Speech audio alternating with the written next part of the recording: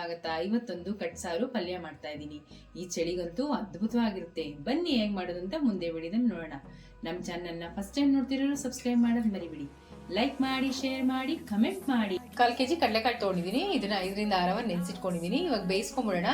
ಚೆನ್ನಾಗಿ ಬೇಯಬೇಕು ಅಂದ್ರೆ ಒಂದು ಟಿಪ್ಪೆ, ಒಂದು ಕುಕ್ಕರ್ ತಗೊಂಡು ನೆನೆಸಿಟ್ಟಿರೋ ಕಡಲೆಕಾಳು ಹಾಕೊಂತಾ ಇದ್ದೀನಿ. ಇದಕ್ಕೆ 1 ಲೀಟರ್ ಅಷ್ಟು ನೀರು ಹಾಕೊಂತಾ ಇದ್ದೀನಿ. ಕಾಳಿಗೆ ಉಪ್ಪಿಡಿಯೋದಕ್ಕೆ ಸ್ವಲ್ಪ ಉಪ್ಪು. ಇದು ಕಡಲೆಕಾಳು ಚೆನ್ನಾಗಿ ಬೇಯಬೇಕು ಅಂದ್ರೆ 1/4 ಟೇಬಲ್ ಸ್ಪೂನ್ ಸೋಡಾ ಹಾಕೊಂತಾ ಇದೀನಿ, ಅಡಿಗೆ ಸೋಡಾ. ಇವಾಗ ಇದನ್ನ 3 ರಿಂದ 4 ಸಲ ಕೂಗಿಸ್ಕೊಂಡ್ಬಿಡೋಣ. ಪಲ್ಯಕ್ಕೆ ಮತ್ತೆ ಸಾರಿಗೆ ಒಂದು ಖಾರ ರೆಡಿ ಮಾಡ್ಕೊಂತಾ ಇದೀನಿ. 1 ಗೆಡ್ಡೆ ಬೆಳ್ಳುಳ್ಳಿ ಬಿಡಿಸಿಟ್ಕೊಂಡಿದೀನಿ, ಅದನ್ನ ಹಾಕೊಂತಾ ಇದೀನಿ. 8 ರಿಂದ 9 ಹಸಿಮೆಣಸಿನಕಾಯಿ ಹಾಕೊಂತಾ ಇದೀನಿ. ನೀವು ಖಾರ ನೋಡ್ಕೊಂಡು ಹಾಕೊಳ್ಳಿ. ಒಂದು ಸ್ವಲ್ಪ ಉಪ್ಪು. ಆಲ್ರೆಡಿ ಕಾಳು ಬೇಯಕ್ಕೆ ಉಪ್ಪು ಹಾಕಿರ್ತೀವಿ, ನೋಡ್ಕೊಂಡು ಹಾಕೋಬೇಕು. ಕುಟ್ಟೋ ಕಲ್ಲಿದೆ ಕುಟ್ಕೋಬೋದಾಯ್ತು, ಕಲ್ಲಿಲ್ವಲ್ಲ, ಅದರಿಂದ ಮಿಕ್ಸಿ ಜಾರಲ್ಲಿ ಇವಾಗ ತರತರಿಯಾಗಿ ರುಬ್ಕೊಂಡ್ಬಿಡೋಣ. ನೋಡಿ, ಈ ತರ ತರತರಿ ರುಬ್ಕೊಂಡ್ಮೇಲೆ ಒಂದು ಸ್ವಲ್ಪ ಕೊತ್ತಂಬರಿ ಸೊಪ್ಪು ಹಾಕೊಂಡು ರುಬ್ಕೊಂತೀನಿ. ಇವಾಗ ನೋಡಿ, ಈ ತರ ಮಾಡಿಟ್ಕೊಂಡಿದ್ದೀನಿ. ಅರ್ಧ ಹೋಳು ತೆಂಗಿನಕಾಯಿ ತುರಿದಿಟ್ಕೊಂಡಿದ್ದೀನಿ, ಅದನ್ನ ಒಂದು ಮಿಕ್ಸಿ ಜಾರ್ಗೆ ಹಾಕೊಂತಾ ಇದೀನಿ. ಇದನ್ನ ಒಂದು ಸ್ವಲ್ಪ ನುಣ್ಣಗೆ ಮಾಡ್ಕೊಂಡ್ಬಿಡೋಣ. ನೋಡಿ, ಇಷ್ಟು ತರತರಿಯಾಗಿ ಮಾಡ್ಕೊಂಡಿದ್ದೀನಿ. ಕುಕ್ಕರ್ 3 ರಿಂದ 4 ವಿಜಿಲ್ ಕೂಗಿಸ್ಕೊಂಡಿದ್ದೀನಿ. ಇವಾಗ ಹೇಗಾಗಿದೆ ಅಂತ ತೆಗೆದು ನೋಡೋಣ. ಕಾಳು ಹೆಂಗ್ ಬಿದ್ದಿದೆ ಅಂತ ಚೆಕ್ ಮಾಡ್ಕೊಳ್ಳೋಣ ಒಂದ್ಸಲಿ. ನೋಡಿ, ಕಾಳು ಎಷ್ಟು ಚೆನ್ನಾಗಿ ಬಿದ್ದಿದೆ. ಅಕಸ್ಮಾತ್ ಏನಾದ್ರು ಕಾಳು ಬೆಂದಿಲ್ಲ ಅಂದ್ರೆ ಇನ್ನೊಂದೆರಡು ಸಲ ಕೂಗಿಸ್ಕೊಳ್ಳಿ. ಬೆಂದಿರೋ ಕಾಳನ್ನ ಇವಾಗ ಕಟ್ನ ಸಪ್ರೇಟ್ ಮಾಡ್ಕೊತಾ ಇದೀನಿ.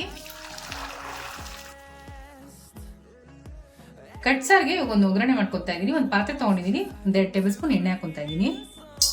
ಎಣ್ಣೆ ಕಾದಿದೆ, ಒಂದು ಅರ್ಧ ಟೇಬಲ್ ಸ್ಪೂನ್ ಸಾಸಿವೆ ಹಾಕೊಂತಾ ಇದೀನಿ. ಒಂದು ಅರ್ಧ ಟೇಬಲ್ ಸ್ಪೂನ್ ಜೀರಿಗೆ ಹಾಕೊಂತಾ ಇದೀನಿ. ಒಂದು ಸ್ವಲ್ಪ ಬೆಳ್ಳುಳ್ಳಿ, ಒಂದು ಸ್ವಲ್ಪ ಕರಿಬೇವು ಸೊಪ್ಪು ಹಾಕೊಂಡಿದ್ದೀನಿ. 4 ಒಗ್ಗರಣೆ ಮೆಣಸಿನಕಾಯಿ,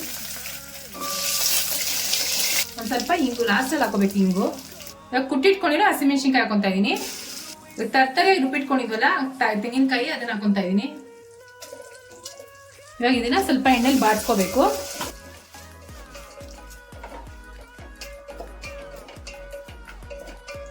ಒಗ್ಗರಣೆ ಚೆನ್ನಾಗಿ ಬಾಡಿದೆ. ಒಂದ್ ಸಣ್ಣ ನಿಂಬೆಹಣ್ಣು ಗಾತ್ರದಷ್ಟು ಹುಣಸೆ ಹಣ್ಣ ಕ್ಯೂಚಿಟ್ಕೊಂಡಿದೀನಿ, ಅದ್ರ ರಸ ಹಾಕೊಂತಾ ಇದೀನಿ.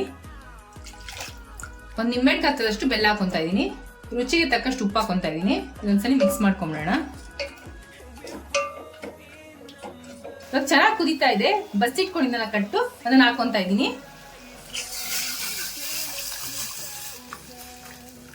ಒಂದು 1/4 ಟೇಬಲ್ ಸ್ಪೂನ್ ಅರಿಶಿನ ಹಾಕೊಂತಾ ಇದೀನಿ. ಒಂದ್ಸಲಿ ಮಿಕ್ಸ್ ಮಾಡ್ಕೊಂಬಿಡೋಣ.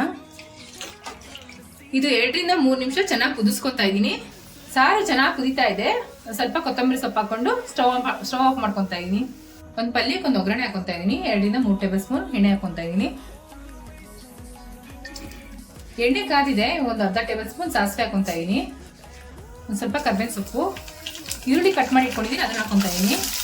ಈರುಳ್ಳಿ ಸ್ವಲ್ಪ ಬಾಡ್ಸ್ಕೊಂತಾ ಇದೀನಿ. ಈರುಳ್ಳಿ ಸ್ವಲ್ಪ ಬಾಡಿದೆ. ಇವಾಗ ಕುಟ್ಟಿರೋ ಖಾರ ಹಾಕೊಂತಾ ಇದೀನಿ. ಸ್ವಲ್ಪ ಹಸಿ ವಾಸನೆ ಹೋಗೋವರೆಗೂ ಬಾಡ್ಸ್ಕೊಂತಾ ಇದೀನಿ. ಒಗ್ಗರಣೆ ಚೆನ್ನಾಗಿ ಬಾಡಿದೆ. ಇವಾಗ ಬೇಯಿಸಿಟ್ಕೊಂಡಿದ್ದ ಕಡಲೆಕಾಳು, ಅದನ್ನ ಹಾಕೊಂತಾ ಇದೀನಿ.